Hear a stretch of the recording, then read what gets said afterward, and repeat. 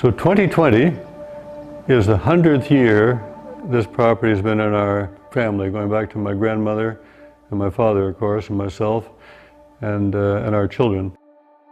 Around 1920, my grandmother, who'd grown up on the farm, found it too hectic.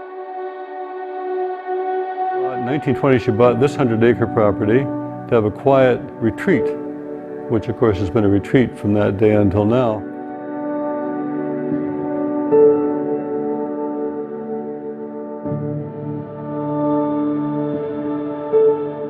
Growing up as a young boy, I spent all my years here in the little 20-foot square cabin.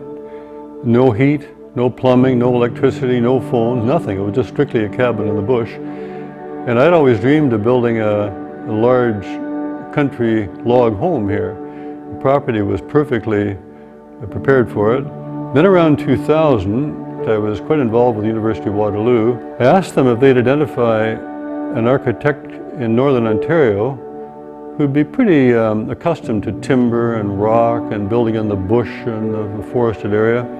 And they uncovered an architect up here in the north, Dennis Castellan. And he turned out to be the perfect candidate to build a log home in the forest.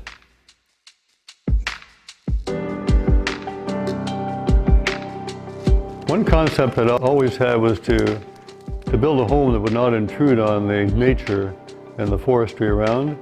And Frank Llyod Wright, of course, that was the hallmark of all of his structures. And I've seen quite a few of his structures in the United States. And Suzanne and I actually stayed in one of his homes in Chile once, which was fascinating. So the idea was you'd use natural components, trees from the area, stones from the area for the fireplace, and have it as if it was just growing out of the land.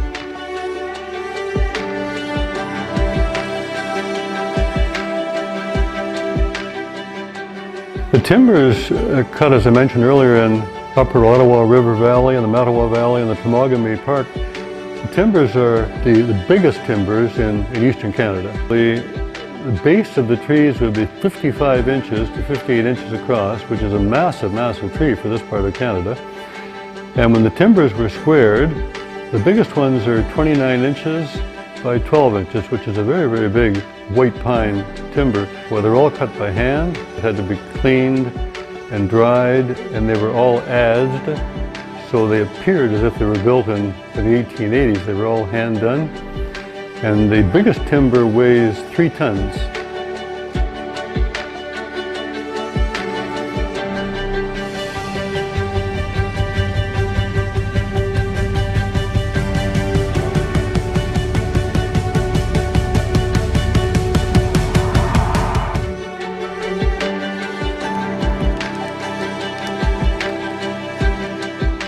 Powassan is actually ideally located for a country property. It's just 3 hours north of Toronto, 20 minutes from North Bay, which is a thriving northern community with all sorts of outdoor activity. North Bay has an active airport, and it's a very unusual airport.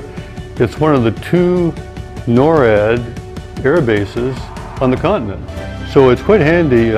Occasionally we've had guests arrive by plane from the US, and it has an international base, and very, very easy to fly in. It's actually easier flying in here than it is flying into Toronto.